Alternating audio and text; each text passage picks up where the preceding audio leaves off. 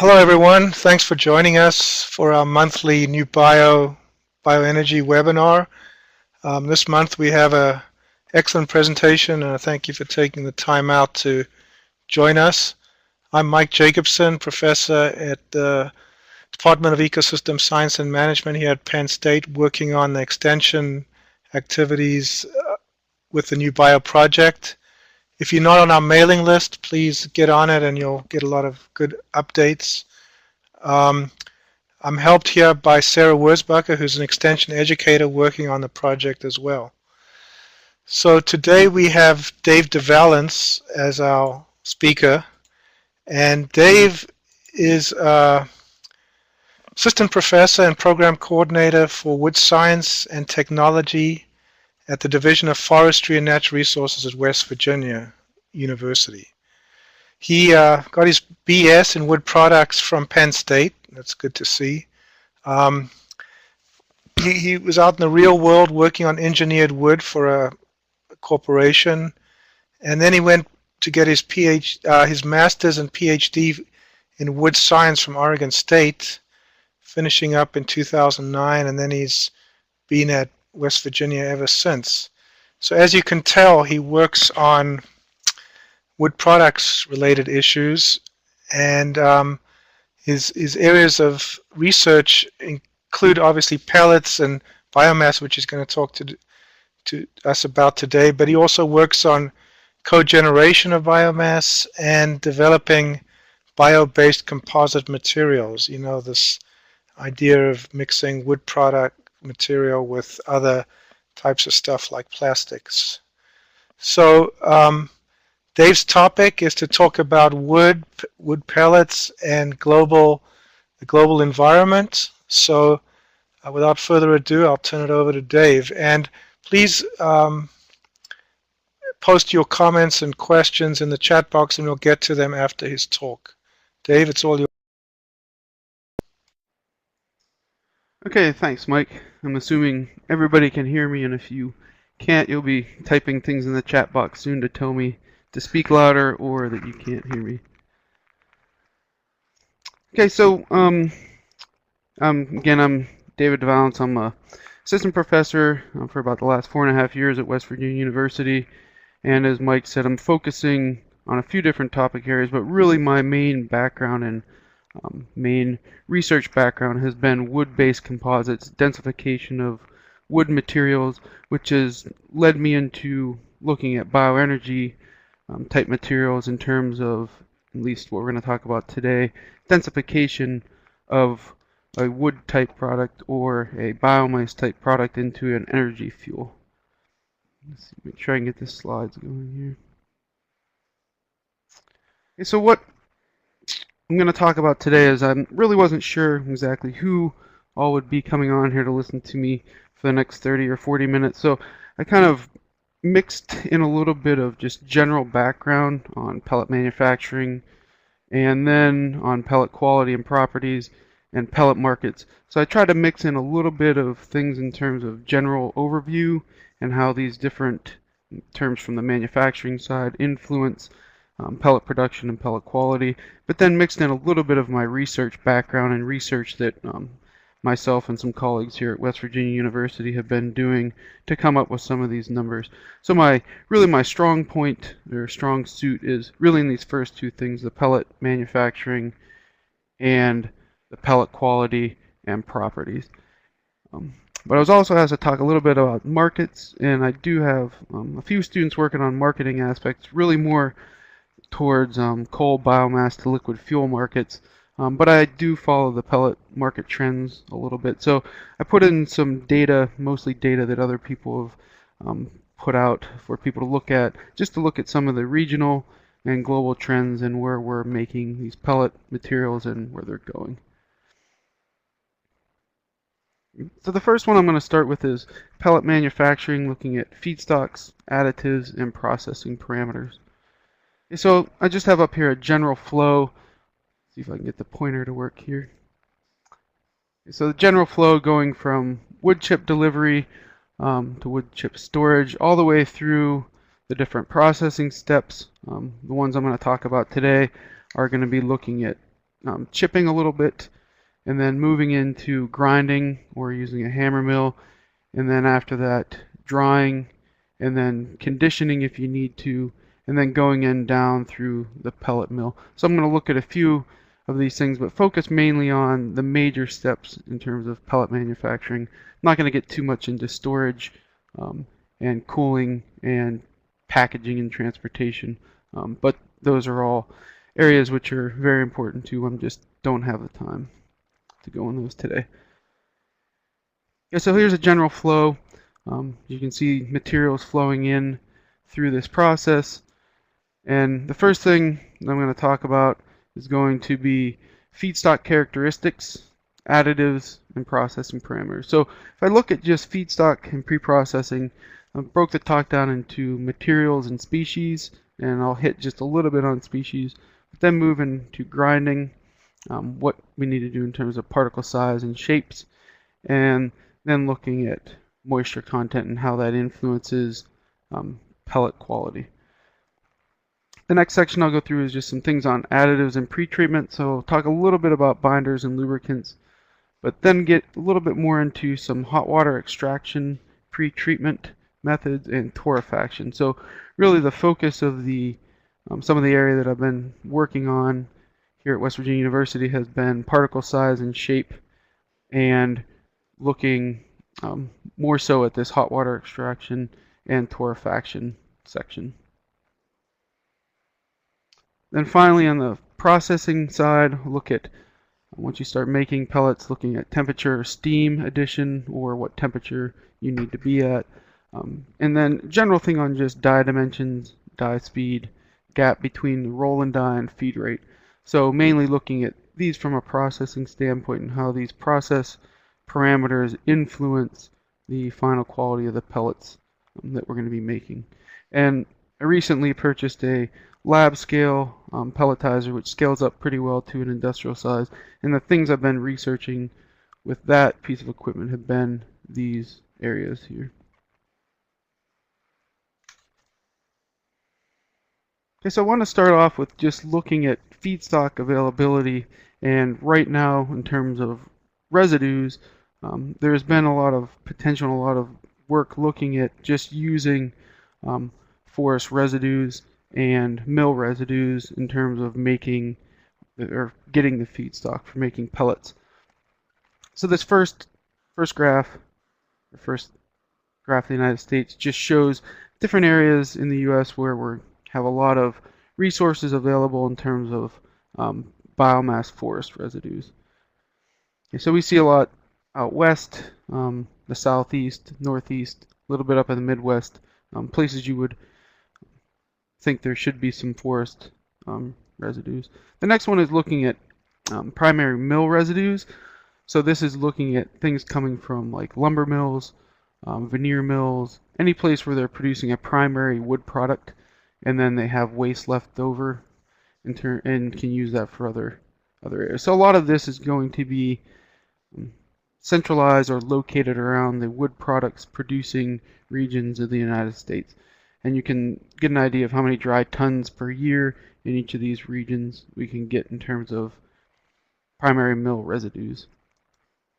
The next one is secondary mill residues in the United States. So this is looking more at the secondary operations. So it could be furniture type operation, molding, millwork, anywhere where that isn't dealing with traditional logs and producing lumber out of those. So somebody taking those materials and doing a secondary operation on those type of wood materials. So these are secondary mill residues, and you can see a little bit different. They're a little more scattered out, at least in the Midwest and in the South and down into California than were the primary mill residues.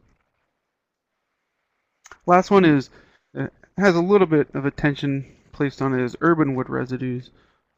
So I know was recently at a meeting where they're talking about the Seattle Steam Company up in Seattle was using nothing but urban wood residues to run a boiler to produce steam for the city.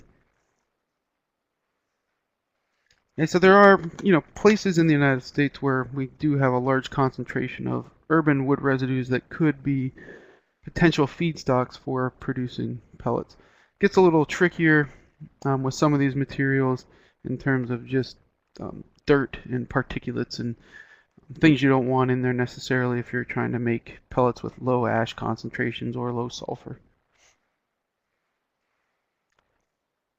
So one last thing on wood residues.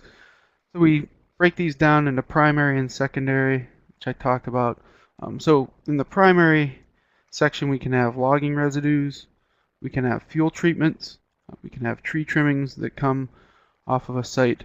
And so a lot of these are going to be materials with a lot of maybe limbs, branches, leaves possibly, but they're going to be things that aren't typically taken out in terms of feedstock for going into a lumber production or veneer producing type situation. Secondary wood residues, primary wood processing mill residues, secondary wood processing mill residues. We won't really deal much with pulping liquors in this case, unless we're looking at taking some of the lignin or lignin byproducts off to produce a binder for pellet materials. And then the tertiary wood residue is again the urban wood residues. Okay, so we have a variety of wood forms that we can use for pellet feedstock, and so I just put a circle around the most common ones. Typically most common ones would be chips. Flakes in this case I have is wood shavings, and then particles or sawdust are going right into particles. There's been some increased activity in using logs and actually bringing in logs, chipping them up, and then putting them through a hammer mill and producing the particles you want. And at least in the region where I'm at in West Virginia, the downturn in housing and furniture production and things like that have fueled a little bit more of using these type of log materials. Once sawmills start shutting down, there's more availability of these hardwood saw logs, a lot of times the lower quality saw logs, and things like that that can be actually purchased for a decent price and turned into chips. Okay, so you can get an idea of just the size. We go from logs down to lumber veneer to flakes and chips.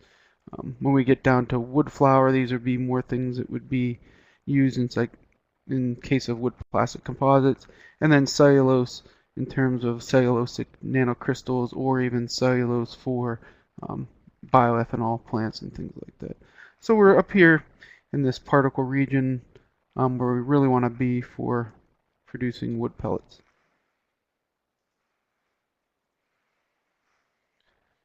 Okay, so we bring in this raw material, and a lot of the raw material we bring in is going to have different chemical compositions which are going to impact whatever resulting properties we're looking at in terms of the kind of pellets that we want to make.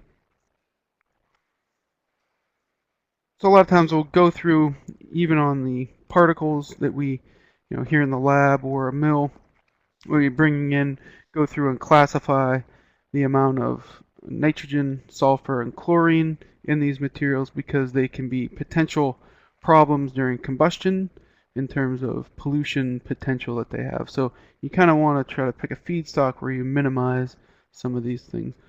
Chlorine can also lead to metal corrosion. So this is a property that's looked at pretty closely by the pellet fuel industry. You don't want to start corroding your pellet stoves, things like that. So chlorine is one of the things that's actually measured very, very frequently and kept to a minimum. And we have different feedstocks that are going to vary in ash content. And really, if we look at feedstocks, when I talked about materials and wood materials before, we have different hardwood, softwood species. So a lot of times we'll get questions on what is the difference between using hardwood and softwood for pelleting. Is softwood pellets better than hardwood? And a lot of it just depends even on species, not necessarily hardwood versus softwood, but just the actual properties of those wood materials. So in general, softwoods may have a little more higher resin content, so they could burn a little hotter, a little faster. The ash content can vary. So you could have hardwoods that are very high in ash content and low, and the same with softwood. So it's more really just species dependent in terms of these properties, and not so much the whether or not it's a hardwood or softwood. So we had done some research between yellow poplar and red oak in terms of pelleting, and they had similar surface properties, but when we made the yellow poplar pellets, they had a much lower strength. So other things factor into pellet properties other than just these chemical compositions. But if we start looking at some of these compositions and we look at, say, poplar, you can get an idea of how much chlorine is in poplar and willow wood chips and spruce versus something like grasses or miscanthus and grass. So you can get a lot higher chlorine level depending on what, if you're pelletizing a miscanthus type material or a grass type material versus if you're pelletizing something that comes from a wood type product. The same thing follows along with the sulfur content and nitrogen content. Really, one big thing that we measure for using, in our case, we use a ultimate analysis test and want to look at how much ash content there is in these materials. So if we look at hardwood and softwoods, they can be 1% and below. You can get over 1% in some cases in terms of ash, especially once you start adding bark in, then you're getting up a lot higher in terms of ash. So if you're producing wood chips and you're not debarking the logs really well, then your ash content can go up. So we really look at debarking logs as something that can really play an important role in terms of the ash content. If we compare that to, say, perennial grasses with infield leaching, 4 to 3 or 3 to 5% ash content, or switchgrass, which is sort of around 3. So wood, in terms of ash content, is relatively low in compared to some other biomass materials.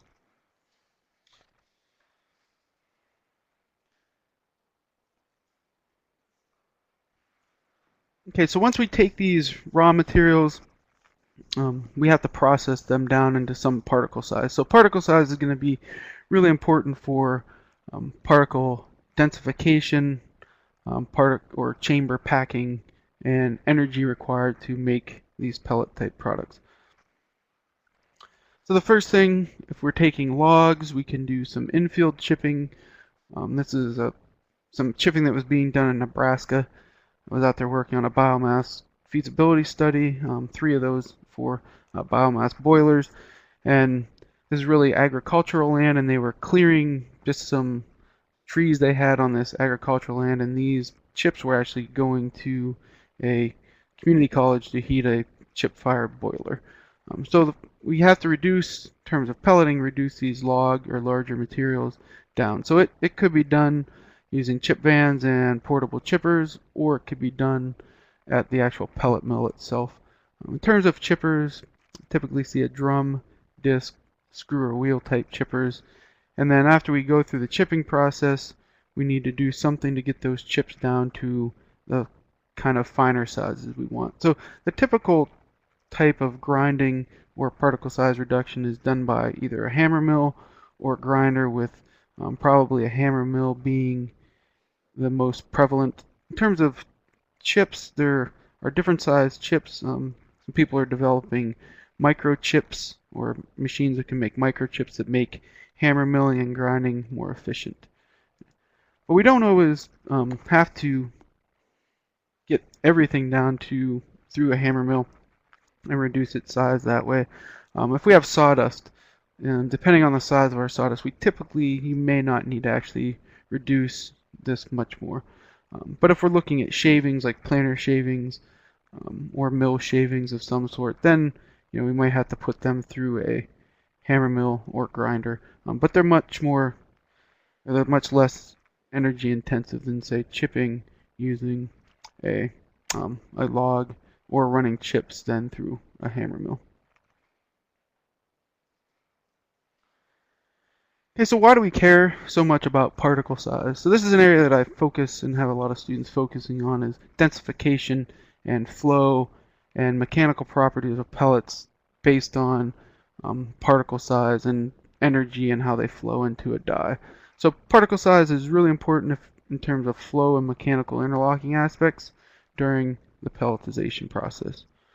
So I have two just crude diagrams or illustrations I put up here. If we have large particles, like we have in the corner up here, you can see you can get more flow. So you have a lot more void space. It's easier for particles to get in here and flow down through the chamber. It's easier to pack these in here, but however, you don't get them packed as dense. So when you get smaller particles, you get less flow of the material into that die. What that causes is you need more energy in terms of actually packing this and producing a pellet or pushing material through this die.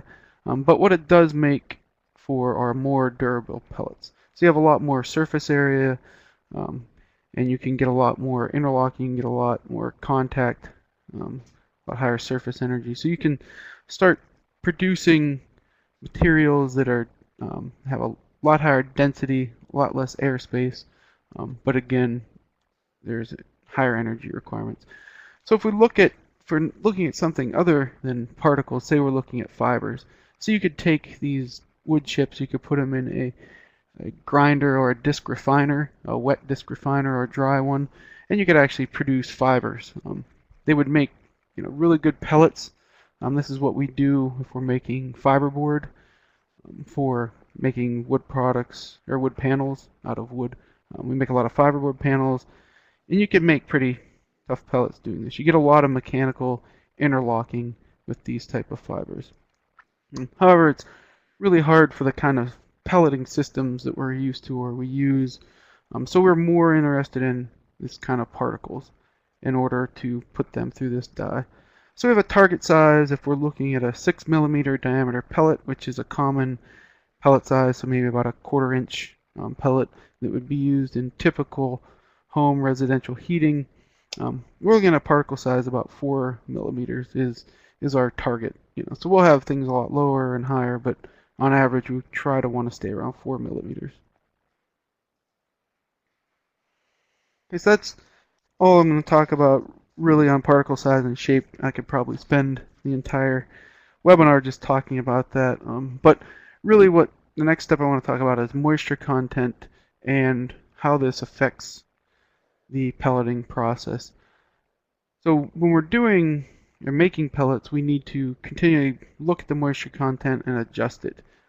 It influences a lot of things. One thing it influences grinding energy and also pelletizing. So typically if we get sawdust and planer shavings in, it's going to hopefully be dry unless it's been sitting out for a long time. So we don't do too much in terms of hopefully drying those things down. Wood chips, on the other hand, generally need to be dried. They contain both free water and bound water. So bound water is going to be the water that's in these wood chips below the fiber saturation point that's bound in the cells. It's harder to take out. Free water comes in and out pretty easy once the bound water fills up and these are saturated. So it takes a lot of energy to get this water out, especially once it gets down into the bound water range, get that water out of these chips. So we can do different types of drying. Natural drying helps because it's free. Let these wood chips sit out for a while and reduce their moisture content of their own. But if we waited just for natural drying, processing would probably take quite a while. So we do a lot of forced drying. So we have tube type dryers, drum, belt, low temperature, and superheated steam. So a lot of these dry in different ways. A tube is more indirect heating at about 90 degrees Celsius. A drum can be 300 to 600 degrees Celsius. A belt might run at the inlet temperature about 90 to 110 degrees Celsius, and then coming out at 60 to 70 degrees Celsius. And then low temp really runs 50 to 100. And then what happens with this low temperature dryer is the dry particles kind of drop out of the system as they get dried. And then superheated steam is something that people are interested in for a fast throughput. Sawdust can take 10 to 20 seconds to go through a superheated steam system and be dry.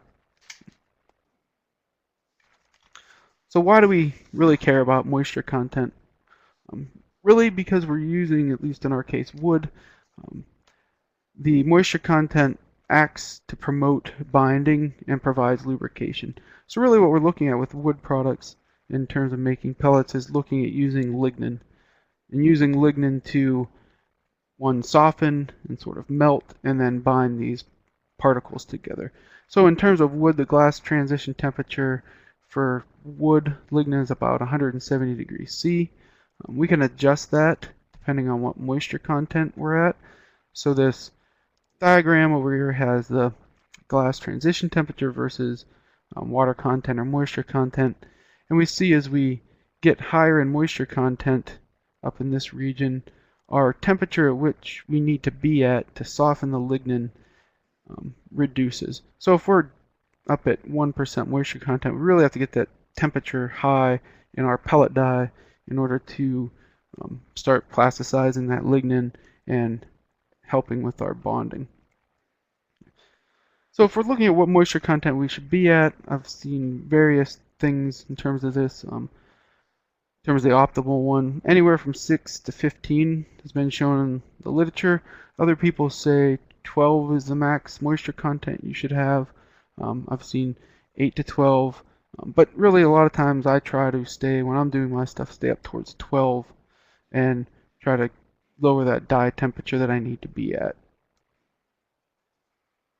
If we're looking at corn stover or switchgrass, they have a glass transition temperature of about 75 degrees C when we're at a moisture content from 10 to 20.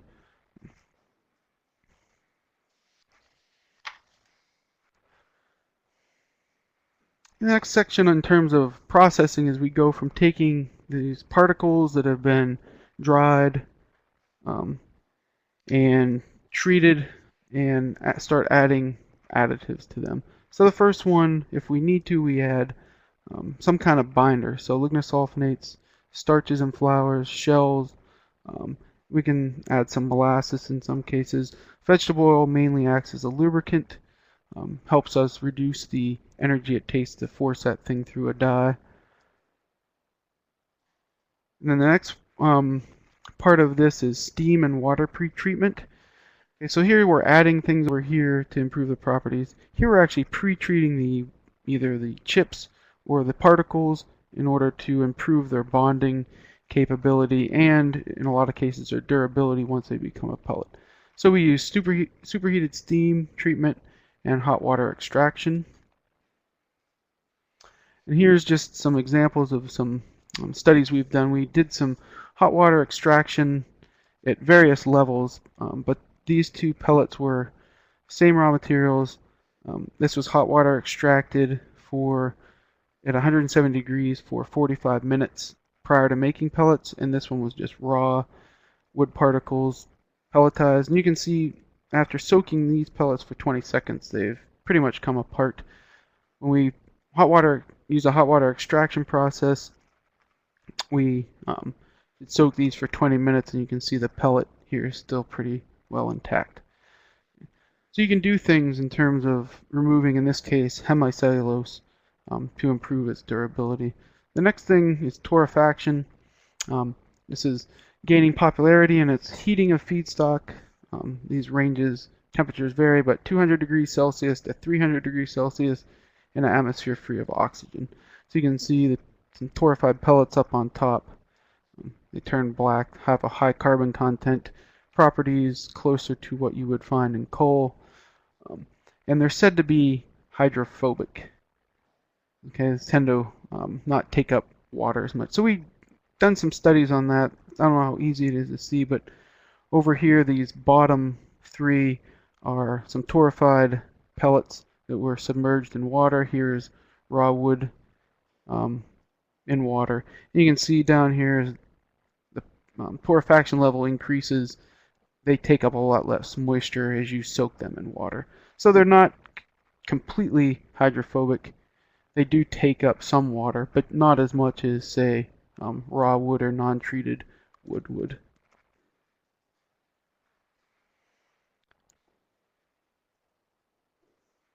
Okay, so we move through these pre-treatment processes and look at the type of pelleting that we typically see.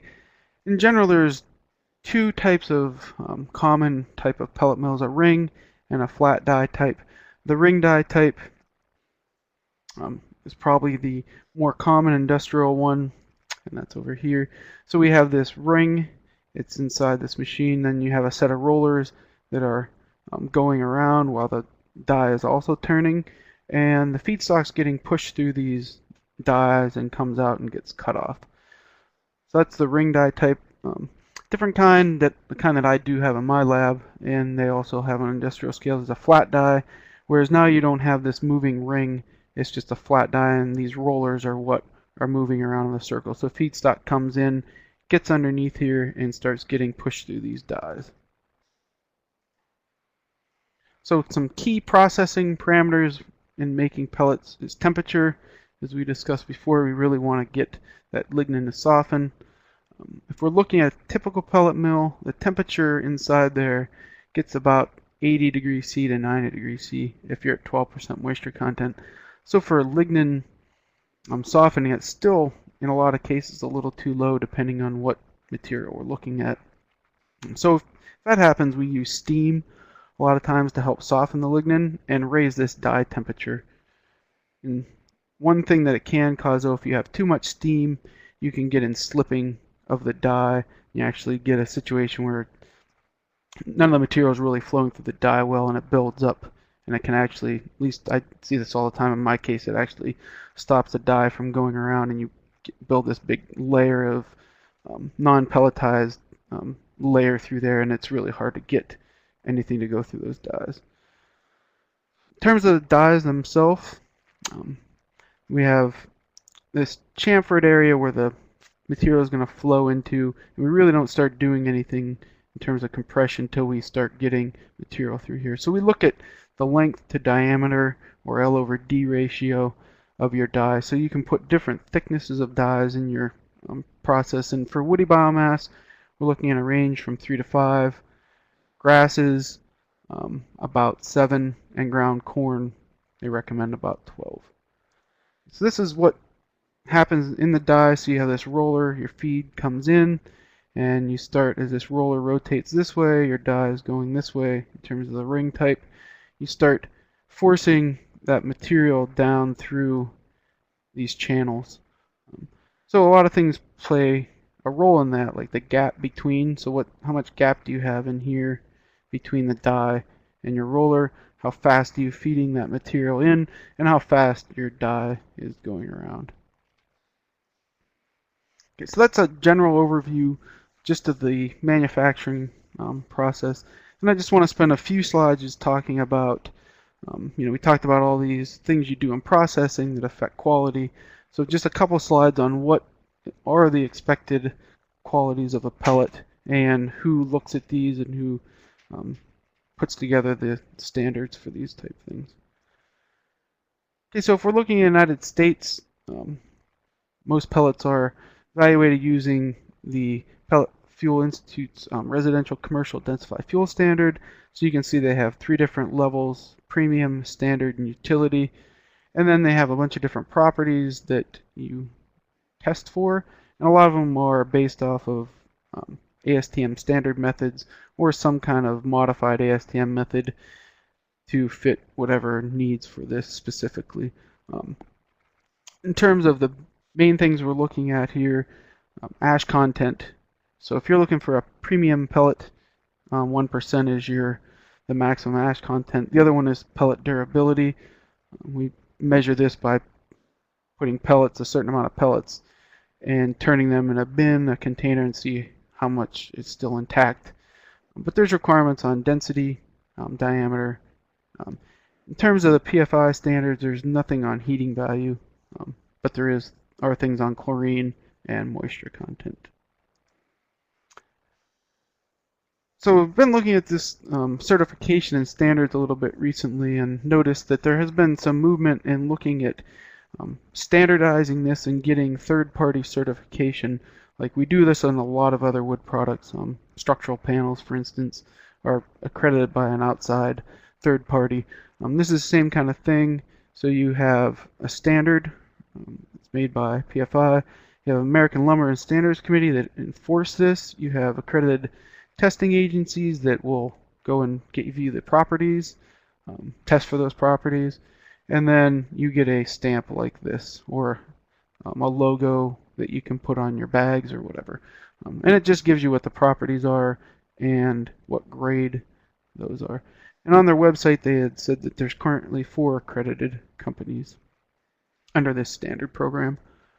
In Europe they have a similar type program and standards. They have a handbook for wood pellets. It's called EN+, and you can see here's the highest grade. You can see the ash content in this case is a little bit lower than what we require for premium grade here in the US. But there's, again, the same thing, different levels and different grades. One thing that's a little different, they do give you a net calorific value. So you would determine the higher heat value, or megajoules per kilogram, or BTU per pound. And they also look at nitrogen and sulfur, and still chlorine, obviously. So their standard's a little bit different. So why do we brought up the United States standards and the European standards? So I'll finish off the webinar today talking about pellet markets and regional and global trends. So in terms of regional, I'll focus mainly Northeast a little bit, but kind of just typical over the United States. Global is going to be more looking at global trade, and I brought up Europe because that seems to be the largest market for wood pellets produced in the United States. So I'm really going to focus here more on the European market. So if we're looking at the United States, where are our pellet production facilities located? So you can actually get on and if you Google pellet mill map, you can get on and start looking at different locations. So here's the whole United States. Gives you an idea of the concentration of mills in the different regions. And then you can start zooming in, zoomed into the Northeast area, West Virginia, Pennsylvania, of course. Then you can get in finer. Here's West Virginia, and here's Morgantown, where I'm sitting today. There's one pellet mill up here, and then in West Virginia we have 3 pellet mills fairly close. And then if you get really nosy, you can start zooming in and figuring out, in a lot of cases, where these pellet mills are exactly located, what they look like. You can see, they have some, looks to me like some packages of pellets sitting out here, some raw material over here, and you can look at things like that. So it's interesting with technology of Google Earth to zoom in on some of these things. So that's where kind of overview of pellet mills are. Next thing is we're looking at industrial pellet production in the United States.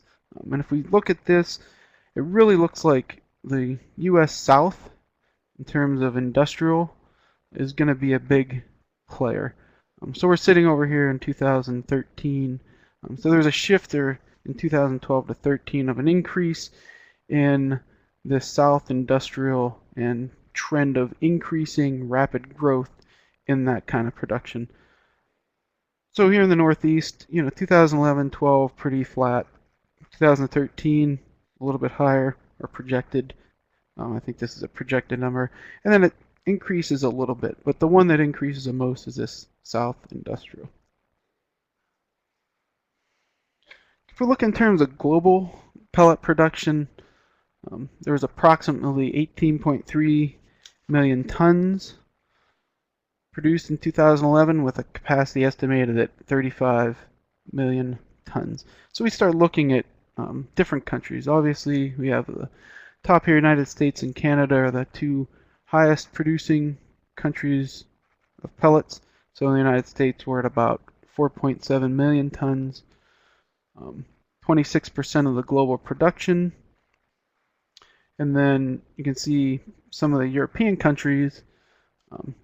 Latvia, as you'll see later, has an aggressive policy for renewables, and they're at about 3% of the global production. And so, which means, if when we start looking at importing to Europe or exporting to Europe in our case, you can see that the United States and Canada are going to be big players probably on that type of stage.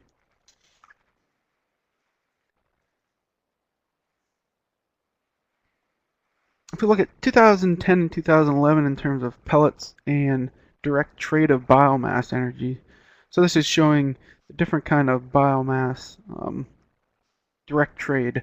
We look at pellets make up a significant proportion once we start getting into 2010, 2011. In 2009 it wasn't quite as big. You can see ethanol was fairly large in 2008 and it's kind of decreased a little bit.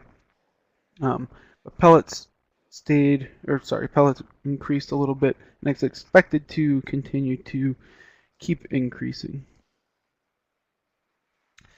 2012, we have data that suggests both U.S. and Canadian exports to pellets in Europe has and expected to grow.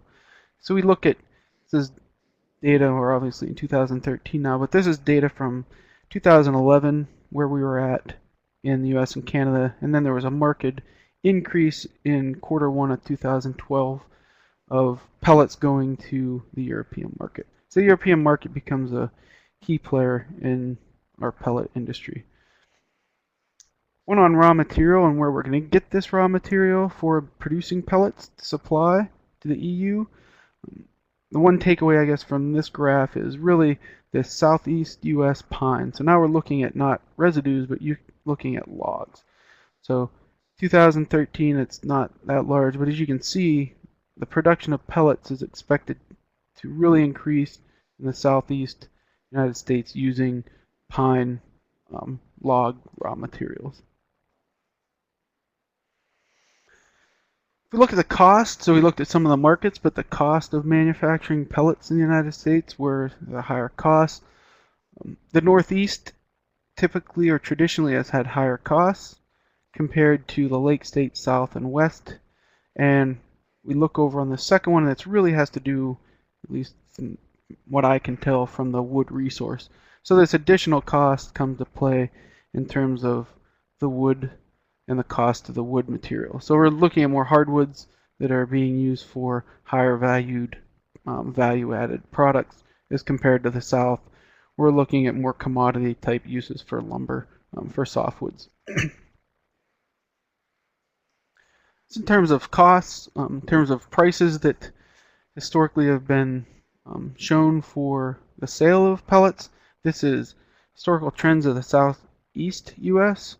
You can see we had a high in February to March of 2010, and then we had kind of a fluctuation and decrease, so some up and down cycles, and then starting at the end of 2010, a little bit of a slight increase.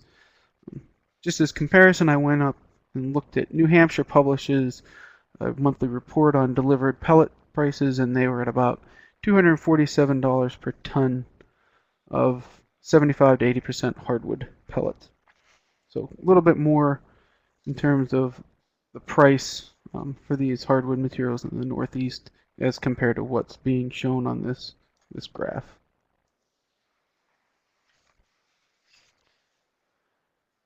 In terms of pellet use and sales in the U.S., if we're looking at just the U.S., it's tied up in residential heating. So you can look at the Northeast has a high amount of use in residential heating as wood, or a decent amount, pretty consistent with the Midwest and West, whereas the South really doesn't have that high. Obviously, it's not as cold in the South. We have more of a demand for these type of materials in the Northeast.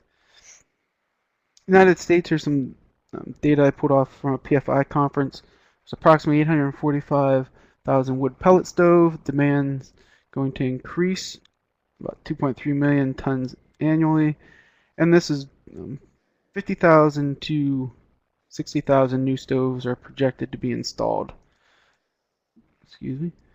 And natural gas pipelines and local wood supply might be influential factors. So if you're located somewhere close to a natural gas pipeline, then your use of pellets may not be quite as high as someone who's out in a rural, remote area and has a high wood supply. So last thing I'm going to finish up with is some renewable energy policies,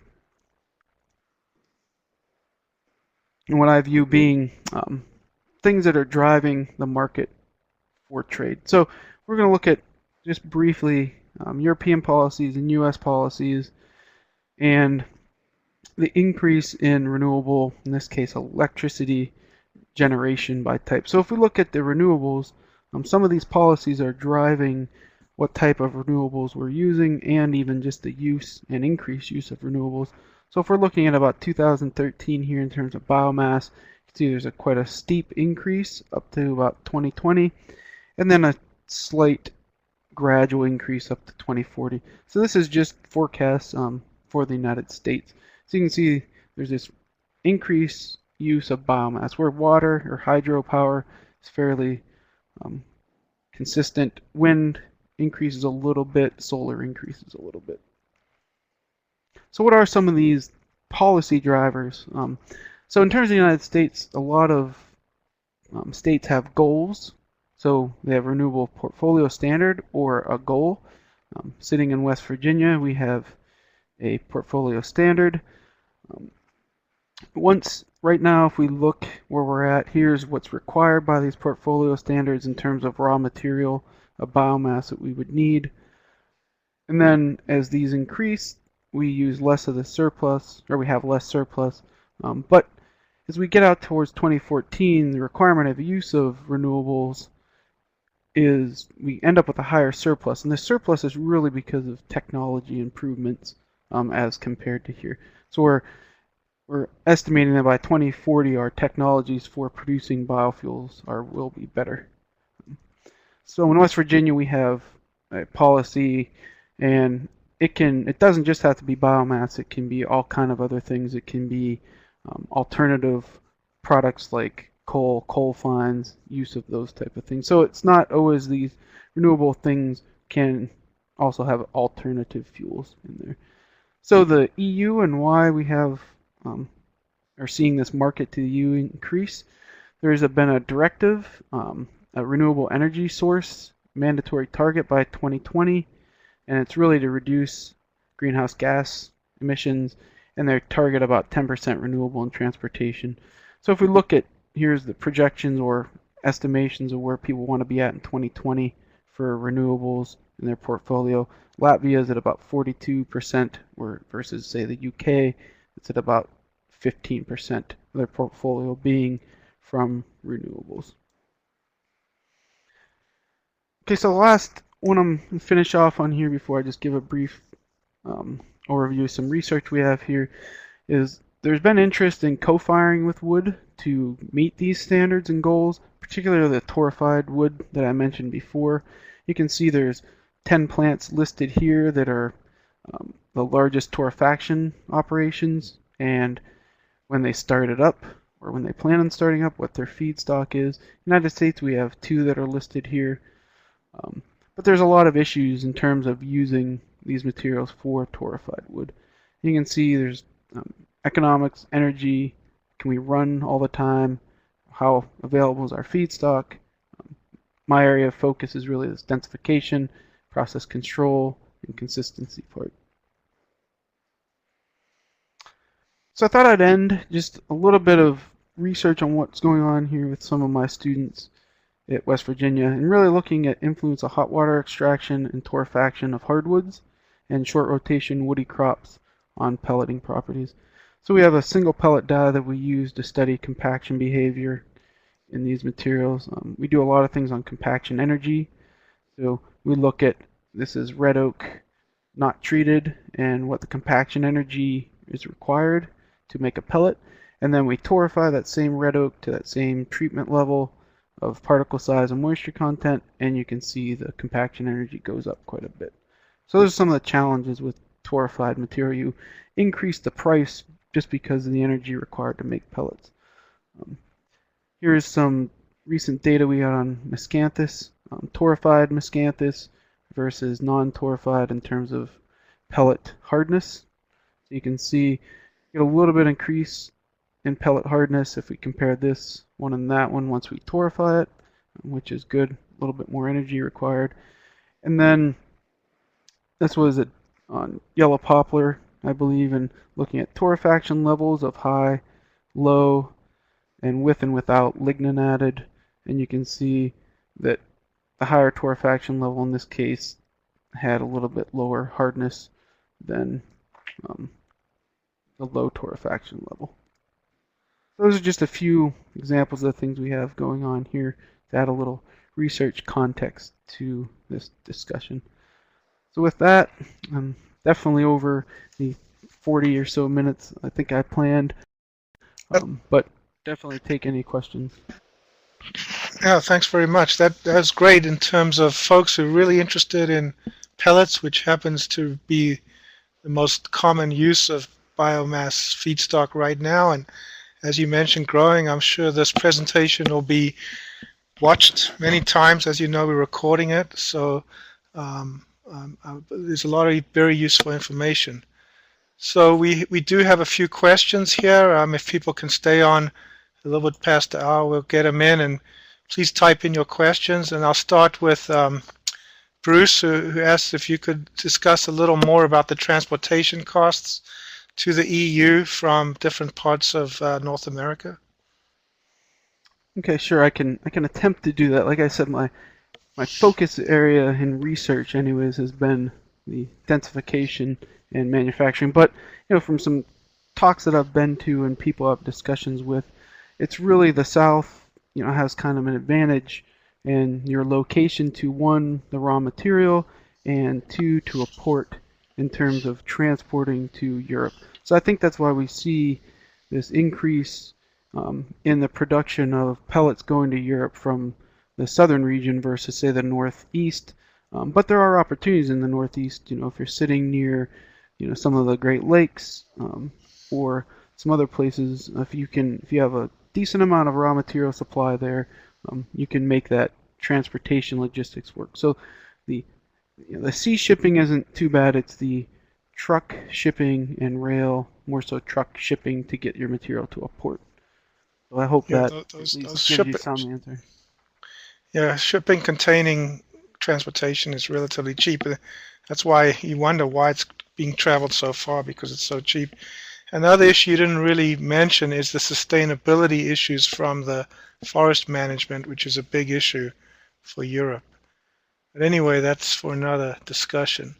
So Zane asks, given your chart showing high levels of NS, nitrogen, sulfur, chlorine in grasses, can they ever get certified, and how?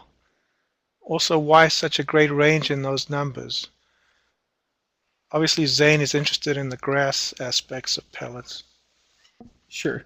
Yeah, and like I deal a little bit more with wood. I've started getting into some grasses. But I think through some pre-processing type applications, you can start reducing some of those levels.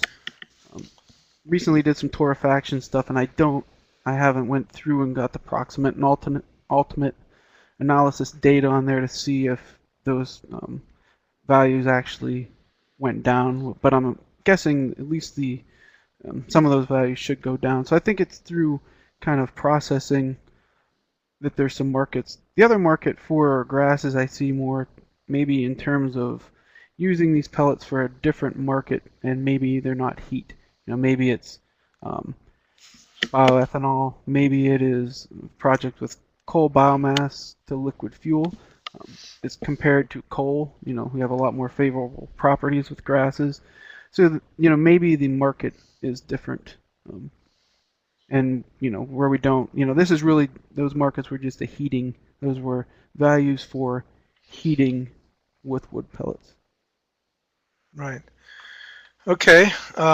Gary Gilmore asks about the energy return on the energy invested, so the conversion efficiency of taking trees to pellets to the end use.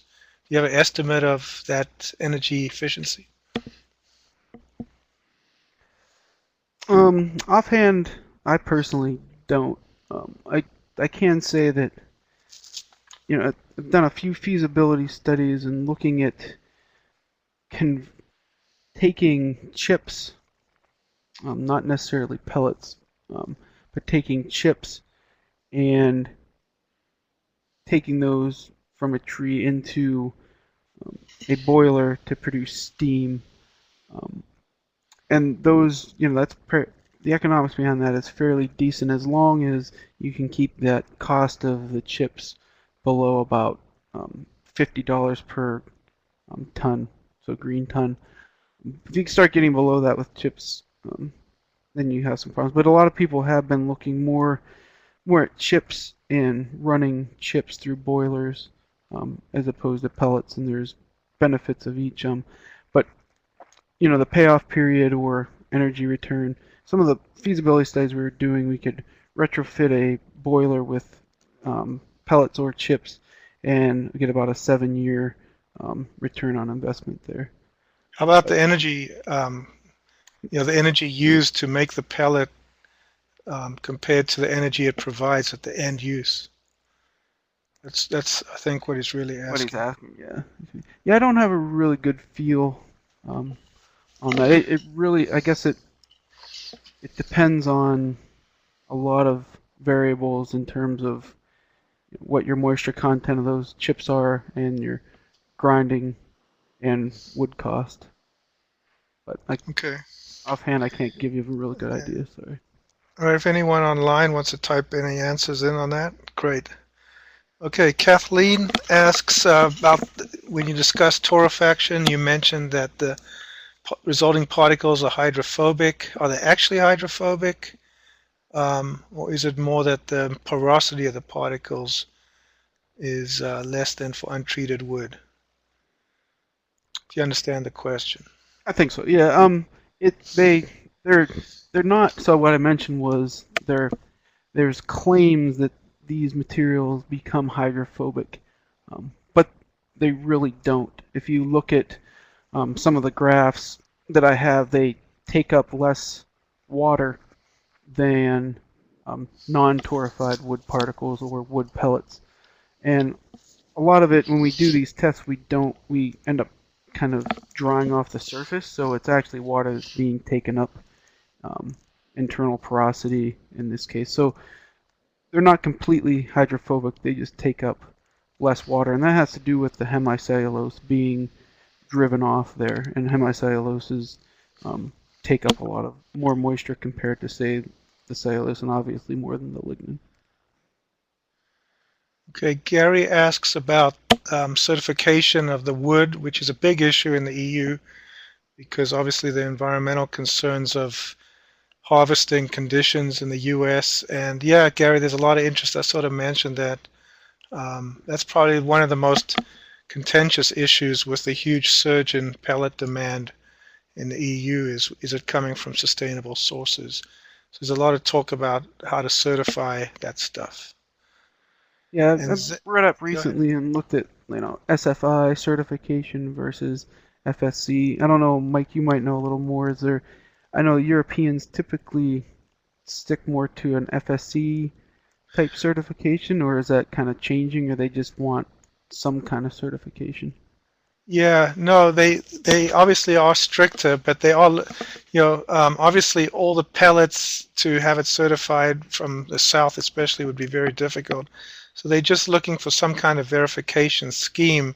Obviously the more FSC, which is stricter, more environmentally friendly per se than SFI, well, I don't think they're going to require that, but they're going to be looking for something even maybe a little less than SFI, but at least some kind of certification. All right, Zane asks about the cost per ton of making a pellet, if you're starting with chips. Sure. Give me a second. I don't have that right in front of me, but I do have. Okay, while you're mentioning that, while you're looking that up, I'll mention our next webinar in January is on the economic impact of developing biorefineries. So how much jobs are actually created. Our speaker comes from Iowa State, where he's had a lot of experience looking at the economic impact of these corn ethanol plants, and he's done some work on the New York bioenergy schemes up there. So look out for that. And the one in February is relevant to this topic because Xander from the Forest Guild is going to be talking about best management practices, which gets into the certification of biomass feedstocks. And so what are the best practices for harvesting this stuff? Did you have a chance to find it? If not, you can email it to me, and I can email it to Zane and anyone else who can just drop me an email. Yeah, if you could just send me an email on that. I do have it. Part of a one of the courses I teach. We have went through and calculated some of those costs. And I have costs on chips, and then if we add torfaction to it, in-woods chipping, I think I have a different number on that versus at the mill chipping, things like that. So maybe if you sent me an email, I could figure that out a little bit better for you. Okay, I see someone else typing, which we can go over a little bit here. I'll ask a question. You mentioned it really comes down to the species, not even whether it's hardwood or softwood, in terms of the pellet quality. So, any thoughts on these on willow or even poplar as for making pellets? Yeah, some of the things, at least, we have a little bit of willow we're going to start looking at, but we've done quite a bit on looking at red oak versus poplar, and really what we're finding with the yellow poplar is at least I haven't. Well, yellow poplar is different to the hybrid poplar. And the hybrid, yeah. So I'm talking about the short rotation stuff, right? Like willow and the hybrid poplar. And the hybrid, so like reclaim, mine. Just this really fast-growing stuff. I mean, I'm wondering what the pellet quality would be compared to. I mean, a lot of it's going to come down to, at least my thinking, it's going to come down to lignin content in terms of hardness.